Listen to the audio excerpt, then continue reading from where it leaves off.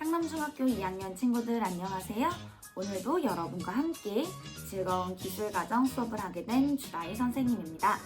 오늘도 여러분 수업 잘 들어보도록 합시다. 자, 그러면 오늘은 저번 시간에 이어서 의복 관리와 재활용 단원에 대해서 배울 건데요. 의복 재료의 특성 두 번째 단계가 되겠습니다. 여러분 가지고 있는 기술과정 교과서 97쪽을 다 같이 펴주도록 합시다. 우리가 지난 시간에 이어서 섬유에 대해서 배우고 있습니다. 섬유는 실을 만드는 소재가 되고요. 이 실로 옷감을 만들고 또 옷을 만들게 됩니다. 이 여러분이 입고 있는 옷의 가장 기본적인 재료가 되는 섬유에 대해서 우리가 지금 배우고 있습니다. 우리가 섬유를 배워야 하는 이유 정말 중요한데요. 우리가 옷의 가장 기본적인 재료가 되는 섬유에 대해서 알아야 여러분이 이 옷을 어떤 용도로 입을 때 적합한지 그리고 어떻게 이 옷을 관리할 수 있는지 그런 능력을 기를 수가 있습니다. 자, 섬유에 대해서 다시 한번 짚고 넘어가 보도록 하겠습니다. 섬유는 옷을 만드는 데 사용되는 가장 기본, 가장 기초가 되는 재료입니다. 그래서 주로 머리카락처럼 가늘고 긴 형태가 되어야 여러분이 이거를 이렇게 하나로 꼬았을 때 길게 이어지는 실을 만들기가 적합할 수 있습니다. 그래서 기본적으로 주로는 우리가 섬유의 형태는 가늘고 긴 머리카락의 형태를 띠고 있습니다. 자, 지난 시간에 배웠던 면 섬유에 대해서 이렇게 자세히 나와 있습니다. 선생님이랑 한번 정리해 봤었는데요. 자, 선생님이 빨간색으로 표시한 내용은 아주 중요한 내용입니다. 그래서 여러분들 한 번 더 확인하고 넘어가도록 하겠습니다. 자, 확인해 주세요. 자, 우리 지난 시간에 면 섬유 외에도 마 섬유에 대해서도 배웠었죠? 자, 마 섬유에서도 중요한 내용 선생님 빨간색으로 동그라미 쳤습니다. 자, 이 내용들 여러분들 한 번 더 기억하고 가도록 하겠습니다. 우리가 지난 시간에는 면과 마 이렇게 식물성 섬유에 대해서 배웠는데요. 이번 시간에는 천연 섬유 중에서 우리가 동물에서 그 재료를 얻는 동물성 섬유인 견과 모에 대해서 배워보도록 하겠습니다. 자, 순서대로 이번 시간에는 견에 대해서 배워보도록 할 텐데요. 이렇게 하얗고 동글동글한 견, 섬유 어떻게 얻을 수 있는지 알아보도록 할게요. 여러분이 견 섬유라고 하면 견 섬유에 대해서 들어본 친구들이 있는지 모르겠어요. 그리고 지금 여러분이 사진에서 보고 있는 것처럼 이렇게 동글동글한 이렇게 동그랗게 생긴 것이 어떻게 섬유가 된다는 거지? 분명 선생님이 말할 때는 섬유는 가늘고 긴 머리카락처럼 가늘고 길다고 했었는데 쟤는 너무 동글동글한데? 라고 생각할 수 있어요. 그래서 여러분 혹시 견 어떤 건지 기억나는 친구들 있나요? 내가 살면서 견이 뭘까? 한 번쯤 생각해 본 친구들 있나요? 자, 그러면 여러분이 조금 더 들어봤을 법한 말로 시작해 볼까요? 바로 실크라는 단어입니다. 자, 실크라는 단어 여러분 들어본 친구 있어요? 너는 머리카락이 되게 실크처럼 부드럽다. 이거 되게 실키하다. 이런 표현 들어본 친구들 있어요? 맞습니다. 실크가 바로 견 섬유예요. 그러면 이 실크, 견 섬유는 어떻게 얻어지게 될까요? 여러분 깜짝 놀랐겠지만 지금 여러분이 보고 있는 이 벌레, 애벌레, 바로 누에라고 하는 벌레입니다. 이 벌레가 견 섬유를 만들어냅니다. 좀 충격적인 친구들 있죠. 이 벌레가 어떻게 섬유를 만든다는 거지? 생각할 수 있는데요. 지금 사진에서처럼 이 누에라는 벌레가 여러분들 이렇게 고치를 짓게 됩니다. 이 고치를 짓는 이유는 이 누에라는 친구가 이렇게 나방이 돼서 날아가기 위해서는 여러분들 번데기를 지어서 그 안에서 나비가 나방이 되도록 기다리는 시간이 필요합니다. 그래서 이 누에가 고치를 짓고 기다리는 동안 우리가 이 고치를 수확을 하게 됩니다. 그래서 이 고치에 있는 실을 이용하게 됩니다. 자, 여러분이 방금 본 것처럼 이제 실크를 만드는 견섬유를 만드는 이 애벌레는 누에 나방의 애벌레입니다. 그래서 누에나방이라고 하는 그 유충인 누에가 여러분 이 실크를 만들어내게 됩니다. 그래서 보면 여러분 지금 여러분이 보고 있는 거는 누에의 한 살이라고 해요. 누에의 일생인데요. 자, 자세히 보면 처음에는 아래서부터 시작을 합니다. 이 누에가 먹는 잎은 뽕나무 잎이에요. 지금 여러분 보는 것처럼 뽕나무 잎을 먹고 자라기 때문에 누에나방이 뽕나무 잎에 이 알을 낳게 됩니다. 그래서 그 알에서 깨어난 누에가 뽕나무 잎이다 이러면서 뽕나무 잎을 막 먹고 20일 동안 쑥쑥 큽니다. 그래서 20일 동안 자란 이 누에가 20일이 지나고 나면 나도 이제 엄마처럼 나방이 되어야지 라는 생각을 하면서 60시간 동안 이제 뽕나무 잎을 먹고 이렇게 씨를 뿜어요. 그래서 고치를 짓게 됩니다. 약 2.5g 정도의 타원형의 고치를 만듭니다. 그래서 그 고치 안에서 이 누에가 번데기가 되어서 또 시간을 기다리게 됩니다. 그러다가 70시간이 지나면 이 번데기가 누에 나방이 되어서 이 고치를 깨고 나와서 날아가게 됩니다. 그런데 우리는 이 누에가 번데기가 되었을 때 그 누에 고치를 수확을 해서 여기서 우리가 견섬유를 얻게 됩니다. 근데 이 동글동글한 견섬유에서 실처럼 가느다랗게 어떻게 섬유를 뽑아낸다는 거지? 하고 궁금해하는 친구들이 많을 텐데요. 한번 사진을 볼까요? 자, 누에고치를 자세히 보면요. 이 누에고치 겉부분에 조금씩 풀려있는 실 같은 게 보이죠? 우리가 면섬유를 배울 때도 그랬고 마섬유를 배울 때도 그랬고 이렇게 아주 가느다란 섬유 뭉치들이 붙어 있습니다. 자, 이 섬유 뭉치들을 우리가 뜨거운 물에 넣게 되면요. 이 섬유가 점점 풀어지게 됩니다. 그래서 이 견섬유가 뜨거운 물에 넣었을 때 이 작은 섬유들을 하나씩 한 줄씩 이렇게 풀어내어서요. 지금 사진에 보는 것처럼 견섬유로 된 실을 만들 수가 있게 됩니다. 자, 그러면 우리가 어떻게 이 누에고치에서 그 실을 뽑아낼 수 있는지 영상으로 한번 확인해 보도록 하겠습니다.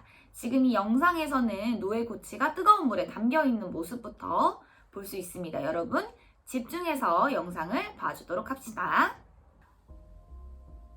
자, 영상으로 보니까 너무너무 신기하죠? 자, 우리가 지금 누에고치의 이 고치에 있는 실, 아까 그 조금씩 나와 있던 것들을 이제 뜨거운 물에 얘네를 담그게 되면요. 이 겉부분에 단백질이 조금씩 풀어지면서 우리가 이렇게 한 가닥씩 뽑아내기가 정말 쉽습니다. 그래서 이 뽑아낸 실들 여러 개의 고치들 중에서 이렇게 각자 너무나도 얇은 실을 하나씩 뽑아내서 얘를 이렇게 잘 엮어주면 우리가 사용할 수 있도록 끊어지지 않고 잘 사용할 수 있을 정도의 굵기에 우리가 견섬유를 얻을 수 있게 됩니다. 자, 이거는 여러분들 정말 충격적일 수 있어요. 자, 여러분 혹시 우리가 포장마차라고 하나요? 포장마차? 우리가 길에서 가끔 축제 때나 어떤 행사 때 가면 여러분들 좋아하는 뭐 닭꼬치도 팔고 핫도그도 팔고 이렇게 할 텐데요.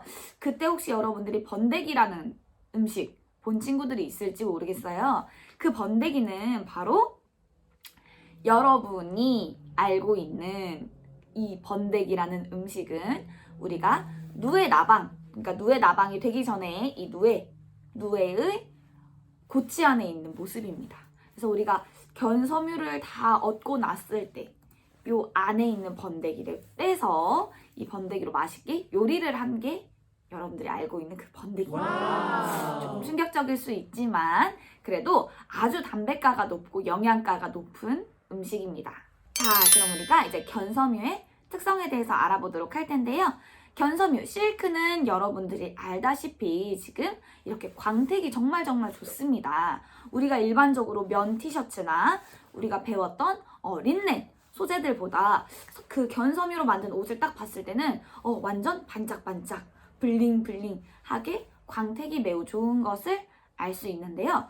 어떻게 견섬유는 이렇게 광택이 좋을까라는 것을 알아보기 위해서 견섬유를 조금 이렇게 확대해서 보도록 하겠습니다. 견섬유를 확대해서 보면요. 여러분, 견섬유는 이렇게 삼각형의 모양으로 되어 있습니다. 그래서 이렇게 견섬유의 단백질이 두 종류로 나누어져 있는데요. 세리신이라는 단백질과 그 안에 피브로인이라는 단백질이 있습니다. 그래서 맨 처음에 섬유를 뽑아냈을 때는 피브로인이라는 단백질이 세리신 안에 이렇게 덮여 있어요. 그런데 우리가 알고 있는 광택이 나는 견섬유를 사용하기 위해서는 겉에 있는 세리신을 녹여주어야 합니다. 그러면 겉에 있는 세리신을 쫙 녹이면 안에 있는 피브로인이라는 단백질이 남겠죠. 이 단백질을 가지고 우리가 섬유를 만들게 되는데요. 확대된 사진을 보면 여러분, 피브로인은 매우 매끄럽고 얇은 단백질이에요. 그래서 이걸로 섬유를 만들었을 때 섬유가 반짝반짝 광택이 난다는 특징이 있습니다. 그래서 견섬유의 특징으로는 광택이 아주 좋다. 그래서 반짝거려서 예쁘다 라는 특징이 있습니다. 또 다른 견섬유의 특징으로는요. 견섬유는 가볍고 따뜻합니다. 그래서 여러분 사진에서 나와 있는 것처럼 고구려, 백제, 신라 여러분들 그간 역사 시간에 배웠던 귀족이나 왕들은 이 견섬유로 만들어진 우리가 비단이라고 하죠. 실크, 비단으로 만든 옷을 입었습니다.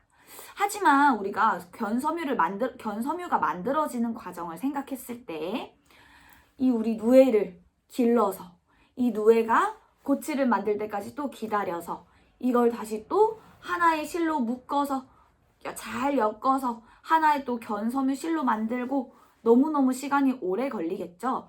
그리고 예전에는 지금처럼 이렇게 누에를 우리가 키우기가 상황이 적합하지 못했어요. 그래서 막 지금처럼 공장이 있거나 이런 걸 만들 수 있는 이렇게 대량으로 만들 수 있는 환경이 되지 않아서 그때는 진짜 야생에서 자연에서 생활하는 이런 누에들을 잡아서 만들었기 때문에 이 비단, 실크로 만들어진 옷들이 너무너무 귀했어요. 그래서 왕과 귀족들이 비싼 돈을 주고 사서 만들어서 입은 옷입니다.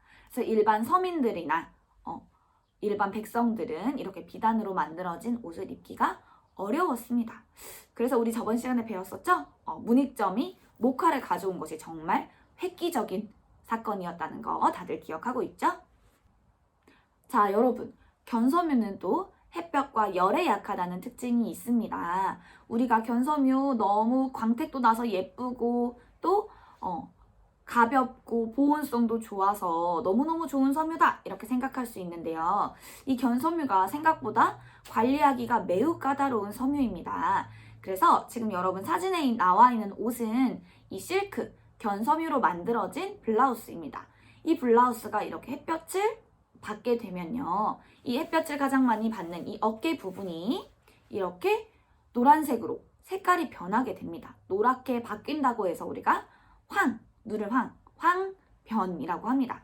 황색으로 변한다. 이렇게 되는 특징이 있습니다. 그래서 우리가 견섬유를 이제 아주 뜨거운 햇볕 밑에서 오래 입었을 때 색깔이 변한다는 단점이 있고요. 또 우리가 이제 견섬유를 잘 세탁을 해서 나는 면섬유랑 마섬유 같이 뜨거운 햇볕 밑에서 잘 말릴 거야 하고 햇볕 밑에 딱 걸었다. 이렇게 되면 어떻게 될까요? 그렇죠. 색깔이 전부 변해서 우리가 비싸게 산 이 실크로 만들어진 옷을 다시 입지 못하게 되겠죠. 자, 견섬유의 또 다른 특징은 견섬유는 물에 약하다는 특징이 있습니다. 아까 우리가 누에고치에서 실을 풀어낼 때도 뜨거운 물에 잠깐 담그어 두면 실이 슬슬슬슬 풀리면서 이렇게 번데기가 풀리는 모습을 볼 수 있었는데요. 그것처럼 섬유 자체가 물에 매우 약하다는 특징이 있습니다. 그래서 우리가 지금 사진에 나와 있는 것처럼 빨래를 깨끗이 해볼까 하면서 물에 넣어가지고 이렇게 쓱쓱쓱쓱 빨게 되면 어떻게 될까요? 그렇죠. 섬유가 다 상하게 됩니다. 그럼 선생님, 이 견섬유를 제가 물에도 못 빠는데 그러면 섬유를 입고 옷이 더러워지면 어떻게 하나요? 이 섬유를 어떻게 관리하면 될까요? 라고 궁금해할 친구들이 있을 것 같아서 견섬유를 세탁하는 방법을 가지고 왔습니다. 자, 견섬유는 드라이 클리닝이라는 방법을 통해서 세탁을 하는 것이 좋습니다. 자, 드라이 클리닝이라고 하는 건 뭘까요? 맞아요. 드라이, 말린 채로 클리닝, 깨끗하게 한다라는 뜻인데요.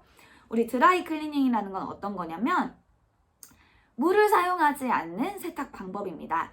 그래서 물을 사용하지 않고 여러분들이 세탁할 수 있는 방법인데요. 물을 사용하지 않고 어떻게 세탁해요? 하는데 우리가 드라이 클리닝을 할 수 있는 기계가 따로 있어요. 세탁기처럼 생겼지만 이렇게 드라이 클리닝을 할 수 있는 기계 안에 물 대신에 우리가 공기 중으로 나오면 이렇게 휘발되는 밖으로 다 날아갈 수 있는 이 휘발성 기름 성분인 기름 성분을 넣습니다. 기름 성분을 넣어서 우리가 휘발성 유기용제라고 하는 기름 성분을 넣어서요. 그 기름 안에서 얘네를 깨끗하게 빨아줍니다. 그래서 깨끗하게 빨아서 이 섬유를 기름을 쫙 짠 다음에 밖에다 널면 이 기름 성분이 날아가는 특징이 있어요. 그래서 밖으로 훅 날아가요. 그러면 다시 새 옷처럼 깨끗해지게 됩니다. 그러면 사람들이 맨 처음에 기름으로도 옷을 세탁할 수 있다는 걸 어떻게 알게 되었을까? 궁금할 친구들이 있어서 드라이 클리닝이 어떻게 발견되었는지 알아보도록 하겠습니다. 자, 그러면 우리가 이 드라이 클리닝을 도대체 누가 발명을 했을까? 누가 발견을 했을까? 어떻게 하면 이렇게 기름으로도 얼룩이 진다는 걸 알게 되었을까? 찾아보면 자, 이전에 프랑스에서 염색 공장 사장이 이 드라이 클리닝을 처음 발견하게 됩니다. 자, 아주 우연의 일치로 이걸 발견하게 되었는데요. 자, 자기 사장님의 집에 가정부가 있었어요. 근데 이 가정부가 어느 날 실수로 이렇게 일을 하다가 그 식탁 뭐가 깔려있는 식탁에 그때 당시에는 이렇게 전등이 없었기 때문에 전기를 사용하지 않았기 때문에 기름을 넣은 우리가 등이라고 하죠. 등불을 켜다 할 때 그 등을 이렇게 식탁보 위에 이렇게 올려놨었는데 실수로 그 등불을 바닥에 넘어뜨리게 돼요. 그래서 식탁보 위에 그 등불이 넘어지면서 안에 있던 등유라고 하는 휘발유와 같은 기름, 등유라고 해요. 그 등유가 식탁보에 이렇게 쫙 엎질러지게 된 거예요. 자, 그런데 이게 뭐야? 당장 치워! 이게 아니라 그 사장님이 프랑스 사장님이 이걸 자세히 봤는데 등유가 묻은 부분에 식탁보에 기존에 있었던 얼룩들이 깨끗하게 지워진 걸 본 거예요. 이게 뭘까 생각을 하다 보니 이게 등유로도 우리가 얼룩을 지울 수 있구나. 우리가 꼭 물로 세탁하지 않아도 얼룩이 지워지는구나 해서 드라이 클리닝이 그때 처음 발견이 됩니다. 처음 드라이 클리닝은 등유를 가지고 했기 때문에 처음에는 화재 사고가 아주 많이 났다고 해요. 하지만 그 이후에 여러 가지 이제 그 휘발성 유기용제 어떤 걸 써야 얼룩도 더 잘 지워지고 그리고 이렇게 불도 나지 않을까 많은 연구 끝에 지금의 드라이 클리닝이 개발되었다고 합니다. 자, 견섬유의 또 다른 특징은 알칼리에 약하다는 특징이 있습니다. 여러분, 견섬유는 우리가 무슨 섬유라고 했어요? 맞아요. 천연섬유. 자, 천연섬유 중에서도 어떤 섬유죠? 맞아요. 동물성 섬유였죠. 자, 동물성 섬유다. 우리가 우리 사람도 동물이죠. 자, 동물성 섬유는 몸이 무엇으로 이루어져 있어요? 그래요. 단백질로 이루어져 있습니다. 여러분의 이 피부, 자, 전부 단백질로 이루어져 있습니다. 자, 그래서 견섬유는 단백질로 되어 있는 섬유인데요. 이 단백질은 여러분, 알칼리, 우리가 알고 있는 비누에 이렇게 오래 담궈두면 녹는 성질이 있습니다. 그래서 우리가 비누로 손을 씻는 이유도 여기에 있습니다. 우리 손에 여러분들이 단백질 그리고 기름 성분, 우리 몸에서 피지를 분비하기 때문에 기름 성분이 손에 있었을 때 이거를 비누로 씻으면 어떤 느낌이 드나요? 그렇죠. 비누로 물에 딱 씻으면 뽀드득뽀드득해지는 느낌이 나죠? 이게 바로 여러분 피부의 겉표면에 있는 피지하고 단백질의 일부분이 녹아서 사라지기 때문에 여러분 뽀드득뽀드득한 느낌을 느끼게 됩니다.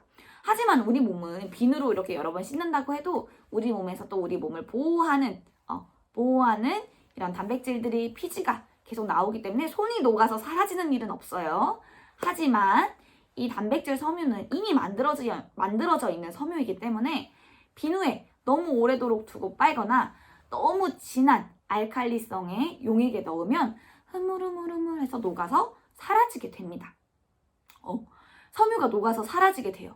또는 섬유가 매우 약해져요. 그래서 평소에는 입고 이렇게 툭 해도 아무런 이상이 없었는데 이거를 우리가 알칼리성에다가 너무 오래 두고 있었을 때 툭 하면 찢어지게 되거나 이렇게 조금만 만졌는데 구멍이 나게 될 수도 있습니다. 그래서 견섬유는 알칼리성 용액에서 빨면 절대 안 됩니다. 알겠죠? 그래서 견섬유는 우리가 알고 있는 알칼리성 세제가 아니라 중성 세제에서 빨아야 합니다. 산성 세제는 여러분 때가 지워질 만큼 우리가 세척력이라고 하는 때가 지워지는 특성이 좋지 못합니다. 알칼리성이 높을수록 때가 지워지는 세척력이 좋은데 우리가 견섬유는 알칼리에 약하기 때문에 그 알칼리를 최소한으로 줄이면서 세척이 될 수 있는 그 중성 세제를 사용하게 됩니다. 그래서 우리가 마트에서 보는 이런 울 샴푸가 중성 세제에 해당합니다. 이런 세제를 사용해서 견섬유는 세척을 해주어야 합니다. 그럼 우리가 이 견섬유에 대해서 배워봤는데 이 견섬유는 어디에서 사용할까요? 한번 알아보도록 하겠습니다. 일단 너무너무 광택이 좋기 때문에 광택이 너무 반짝거리고 예쁜 섬유라서 우리가 비단으로 만들어서 사용하고 있습니다. 실크로 만들어서 사용하고 있는데 자, 우리가 많이 본 이 보자기 고급스러운 선물을 쌀 때 쓰는 이 보자기에도 많이 사용되고요. 맞아요. 이 비단을 보자마자 떠올랐을 거예요. 여러분, 한복에, 예쁜 한복에 많이 사용되고 있습니다.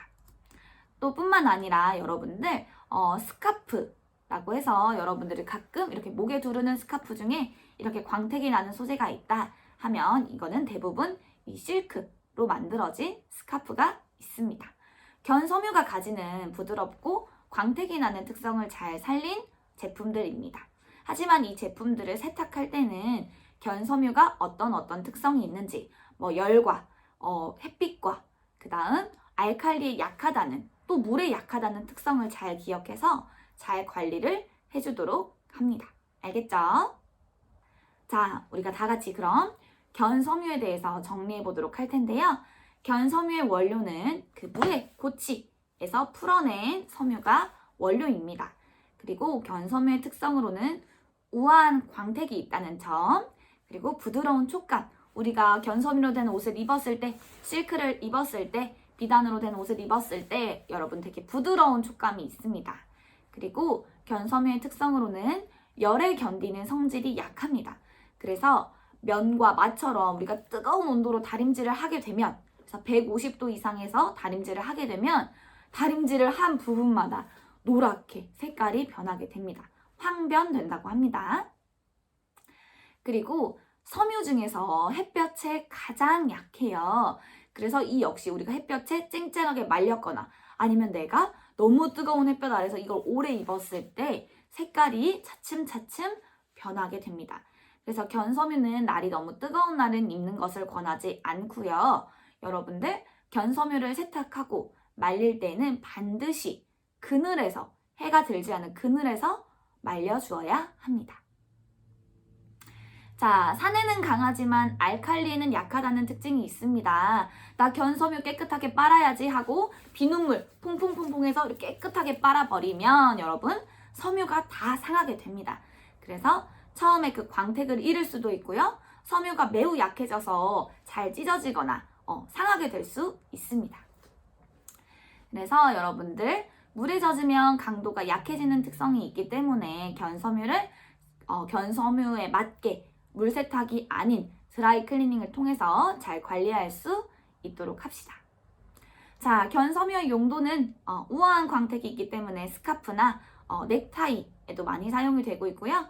블라우스, 고급스러운 느낌이 나도록 블라우스에도 많이 쓰고 또 한복에도 많이 사용이 되고 있습니다. 자, 여러분 우리가 이렇게 견섬유에 대해서 배워봤습니다. 견섬유라는 단어를 들어보지 못한 친구도 있고 이 견섬유가 내가 알고 있는 그 실크였나? 라는 생각을 하는 친구들도 있고 이 실크가 비단이었지 하는 친구들도 있을 거예요. 그래서 우리가 오늘 견섬유에 대해서 배워봤으니 절대 잊지 말고 다 잘 기억하도록 합시다. 자, 여러분 이제 이번 시간에는 다음 동물성 섬유에서 모에 대해서 알아보는 시간을 갖도록 하겠습니다. 여러분, 모섬유에서 이 모라는 단어가 한자로는 이렇게 생겼습니다. 여러분 혹시 이게 어떤 단어인지 알고 있는 친구들 있나요? 맞습니다. 이게 바로 털모에서 그 모라는 단어입니다. 여러분, 털 하면 어떤 게 생각납니까? 털. 우리 몸에서 털? 그렇죠. 가장 기본적으로 이 머리카락이 생각이 나죠. 그래서 이 모섬유라고 하는 것은 동물의 털에서 얻은 섬유를 말합니다. 자, 그럼 우리가 이 모섬유를 어디서 얻을 수 있을지 알아보도록 할 텐데요. 모섬유를 찾아서 한번 가보도록 하겠습니다. 고고!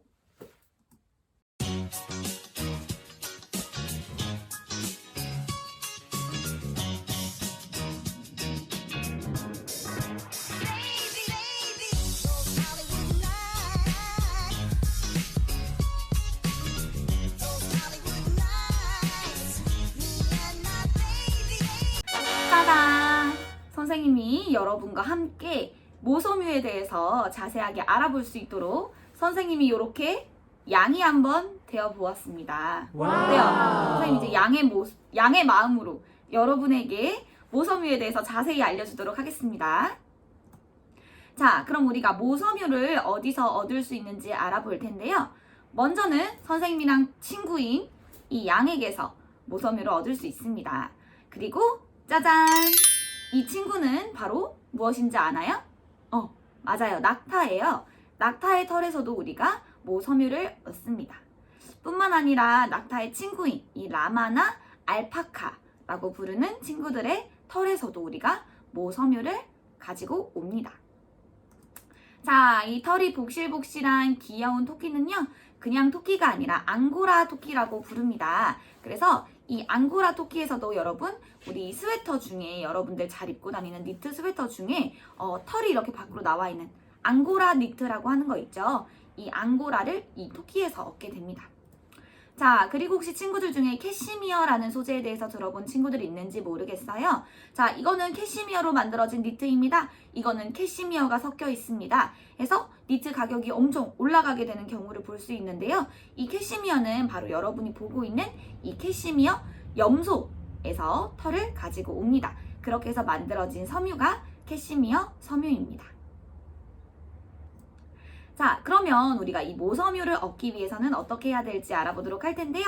자, 여러분 처음 우리가 저번 시간에 수업을 시작했을 때 빨간색 스웨터를 가지고 선생님이 여러분에게 예시를 들었었는데요. 이 빨간색 스웨터를 만들기 위해서는 실이 필요하다. 자, 이 실을 가지고 오는 거는 자, 이런 양의 털을 이렇게 잘 깎아서 양 털을 얻게 됩니다. 요런 양 털을 얻게 되고요. 양 털을 얻어서 양털을 이만큼 모아요. 그래서 이 모은 다음에 여러분 지금 보고 있는 것처럼 이렇게 양털 실을 만들기 위해서는 우리가 면섬유나 마섬유를 만들 때 봤던 것처럼 이 여러 가닥을 쭉 늘어뜨려서 이런 도구를 이용해서 이렇게 하나로 꼬아 주어야 합니다.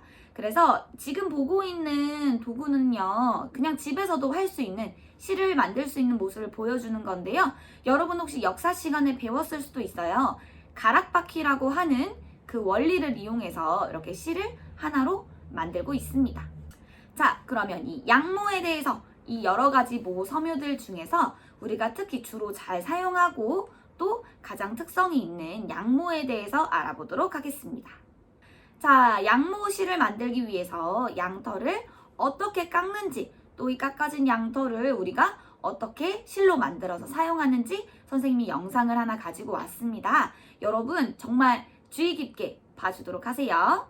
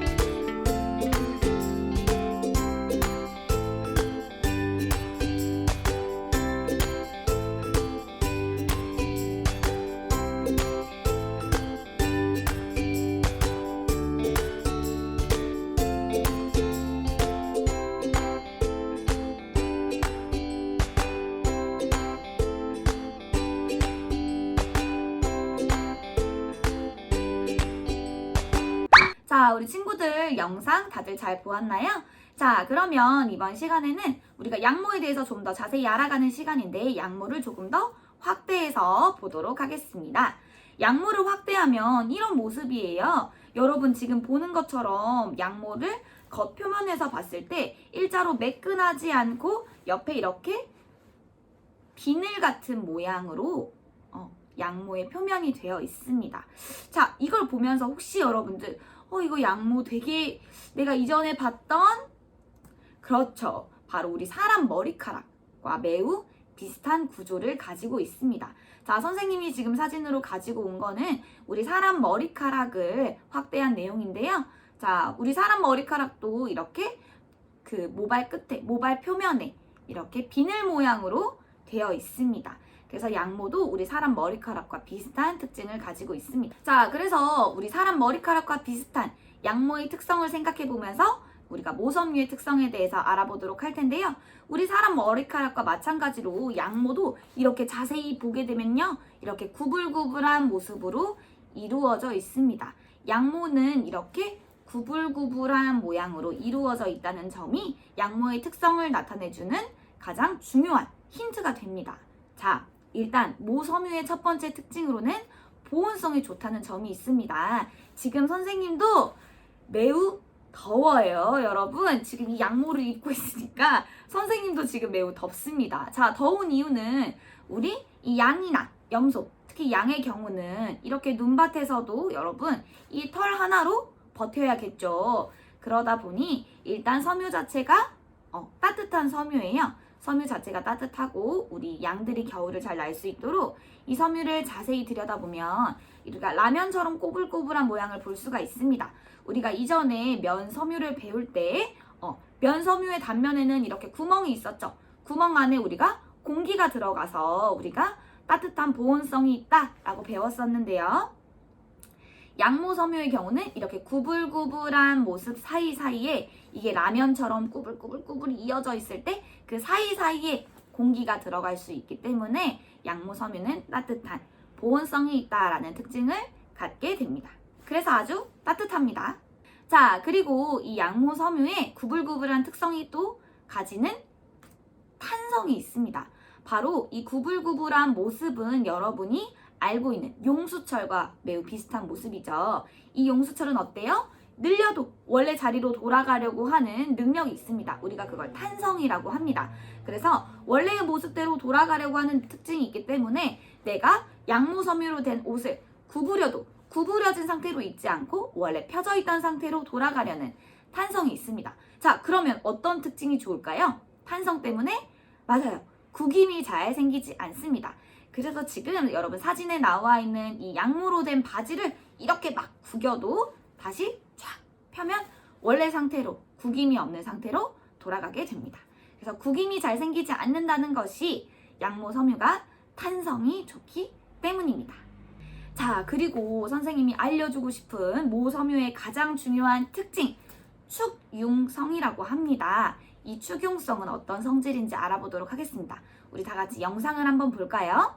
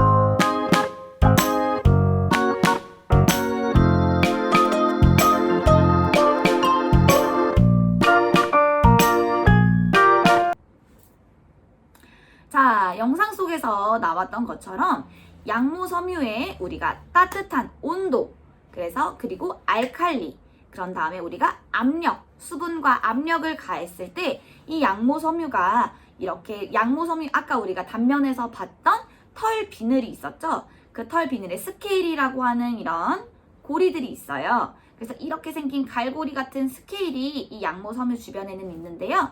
이 양모 섬유의 스케일이 서로 자기들끼리 이렇게 엉키면서 우리가 열, 압력, 이렇게 밀어주는 압력, 그리고 수분, 그 다음 알칼리를 주었을 때 자기들끼리 이렇게 엉켜서 풀리지 않는 성질을 갖게 됩니다.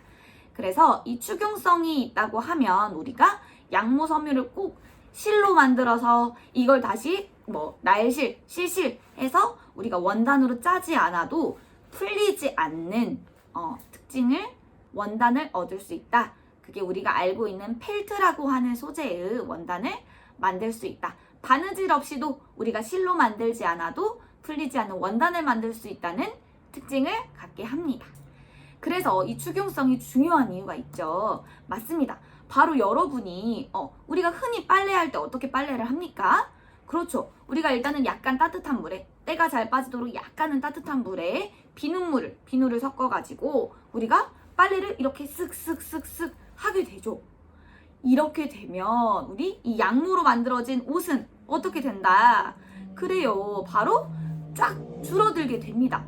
그래서 여러분 우리가 이렇게 알고 있는 것처럼 비누칠을 해서 손빨래를 하거나 아니면 세탁기에 넣고 따뜻한 물과 그 다음에 비눗물 그 다음 압력, 세탁기가 돌아가는 압력을 이용해서 세탁을 하게 될 경우에 우리 양모 섬유로 되는 옷이 이렇게 자기들끼리 더 뭉치고 엉켜서 줄어드는 성질을 갖게 됩니다. 그래서 옷이 쫙 줄어들어서 입을 수가 없게 되죠.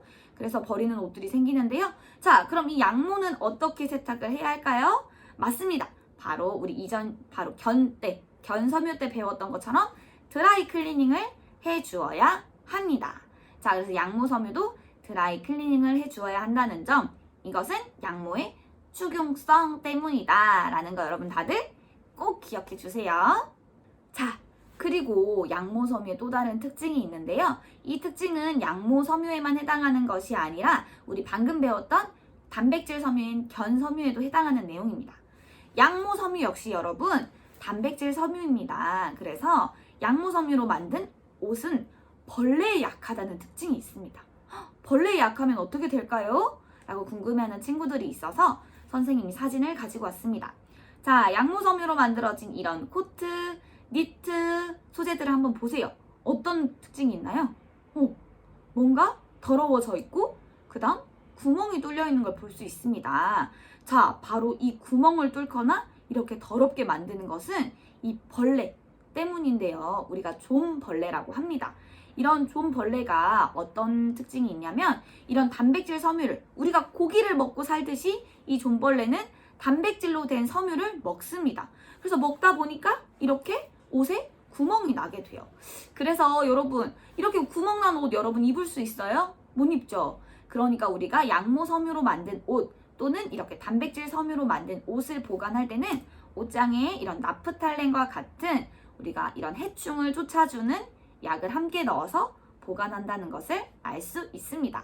자, 그러면 여러분이 오늘 이 양모 섬유에 대해서 배웠으니까 옷장에 이게 걸려 있더라도 이래서 이걸 걸어 놓는구나. 또는 내가 옷장에서 옷을 보관할 때 이게 없네? 그러면 내 옷이 이렇게 상할 수 있으니까 나프탈렌을 사와서 걸어야겠다. 이렇게 단백질 섬유로 된 옷들을 오래오래 잘 보관해서 입을 수 있겠죠?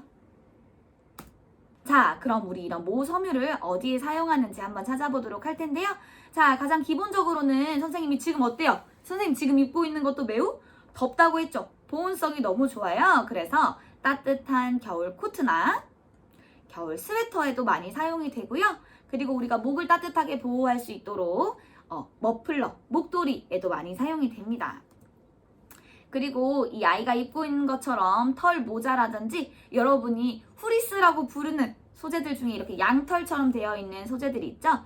이런 소재들도 많이 겨울옷으로 착용하고 있습니다. 자, 뿐만 아니라 우리가 부츠에도 이 양털을 그대로 사용해서 따뜻하게 겨울을 나고 있습니다.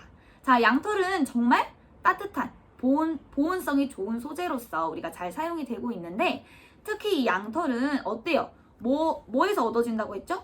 그렇죠. 양에서 얻어지는데 이 양이 살아갈 때 따뜻하기만 하면 너무 힘들겠죠. 이 양도 숨을 쉬고 몸에서 그렇죠. 땀도 나고 또 몸에서 수분이 빠져나가고 하기 때문에 여러분 양털 소재는 보온성만 좋은 것이 아니라 우리 몸에 그러니까 양의 몸에서 나는 땀들 또 잘 흡수할 수 있기 위해서 흡습성이 좋습니다. 그래서 양털을 입었을 때 따뜻하기도 하지만 우리 몸에서 나는 땀이라든지 수분들을 잘 빨아들여 줄 수 있는 능력이 있기 때문에 우리가 양털을 겨울철 보온 소재로 많이 사용하고 있습니다. 자, 생각을 해보세요. 이렇게 털 부츠를 신었다. 근데 발에 땀이 난다. 그런데 이 양털 소재가 땀을 전혀 흡수를 하지 못한다. 그러면 어때? 이 부츠 안에 땀이 계속 차겠죠? 그럼 너무 불쾌하겠죠? 그런데 양털은 흡습성과 흡수성이 뛰어나기 때문에 여러분이 땀이 나더라도 잘 빨아들여서 우리 발을 쾌적하게 유지시켜 준다는 특징 꼭 기억해 주세요. 자, 그럼 우리 모섬유 다 같이 정리해 보도록 할까요? 자, 모섬유 중에서 특히 양의 털에서 우리가 이 원료를 얻어오게 됩니다. 자, 모섬유의 특성으로는 탄성이 좋아서 잘 구겨지지 않는다는 특성이 있고요. 또 여러분 방금 말했듯이 흡습성, 그렇죠. 습기를 흡수하는 능력. 그래서 우리가 땀이나 우리 몸에서 나오는 분비물들을 잘 흡수하는 능력이 있기 때문에 우리가 위생적으로 모섬유를 사용할 수 있습니다. 그리고 가벼워요. 일단은 이 양모섬유가 포실포실 가볍습니다. 그래서 가볍고 또 우리가 이렇게 양모섬유의 꼬불꼬불한 그 털들 사이사이에 공기가 들어가기 때문에 우리가 공기를 포함하는 능력이다 해서 공기 포함, 그래서 함기성이 뛰어납니다. 그래서 보온성이 좋고요. 그 다음 이거는 양모섬유에만 해당하는 내용입니다. 다른 모섬유가 아니라 특별히 이 양모섬유에 해당하는 내용인데 섬유 표면에 있는 털 비늘이 열과 수분 그리고 알칼리, 압력에 의해서 자기들끼리 이 스케일이라고 부르는 이렇게 고리들이 이렇게 엉켜요. 엉키고 그래서 이 자꾸 엉킨 거를 계속 문질러주면 점점 자기들끼리 더 두껍게 엉키기 때문에 옷이 수축된다는 특징이 있습니다. 그래서 우리가 비눗물에서 얘를 막 문질러서 따뜻한 비눗물에서 문질러서 빨게 된다. 그러면 따뜻한 열, 그 다음에 비눗물, 알칼리, 비눗물, 수분, 그래서 문지른다. 압력까지 해서 옷이 줄어들기에 아주 좋은 조건이 되겠죠. 자, 그래서 우리가 따뜻한 비눗물에서 문질러 빨게 되면 수축되어서 옷을 잘 제대로 입을 수가 없게 됩니다. 자, 양모섬유 역시 알칼리, 왜냐? 동물성 섬유이기 때문에 알칼리에 매우 약해요. 그래서 알칼리에 약하고 또 햇볕에 약하기 때문에 여러분 드라이 클리닝을 해주시고요. 자, 드라이 클리닝을 해서 양모섬유를 잘 관리해주고 빨대는 뜨거운 햇볕이 아니라 얘도 적당한 그늘에서 말려주면 옷을 더 잘 관리할 수 있겠죠. 자, 양모섬유의 용도를 알아보도록 할 텐데요. 양모섬유의 용도는 따뜻한 겨울옷, 스웨터나 코트나 머플러에 잘 사용이 됩니다. 자, 여러분 우리가 이렇게 양모섬유에 대해서 알아봤는데 선생님이 특별히 이렇게 양이 되어서 여러분에게 잘 알려줬기 때문에 절대 잊지 말고 꼭 기억해 주도록 합시다. 자, 여러분 오늘 수업도 열심히 들었나요? 우리가 다음 시간에는 우리가 2시간 동안 배웠던 면, 마, 견, 모 이 4가지의 천연 섬유를 가지고 실시간 퀴즈쇼를 한번 해보도록 하겠습니다. 그래서 여러분들 지금 교과서에 나와 있는 내용들 꼼꼼하게 잘 공부를 해주시고요. 복습을 반드시 해주시면 퀴즈쇼에 훨씬 유리하게 됩니다. 자, 그리고 선생님이 수업했던 내용들 여러분들 다 정리한 것들 있죠? 그 내용들도 다시 한번 복습해 주시면 너무너무 좋겠습니다. 자, 그러면 우리 오늘 친구들 수업 듣느라 너무 고생 많았고요. 오늘도 너무너무 재밌었죠? 우리 생활에 정말 유용한 내용들이었을 거라고 선생님 생각합니다. 그럼 우리 다음 시간에 만나도록 할게요. 안녕. 안녕.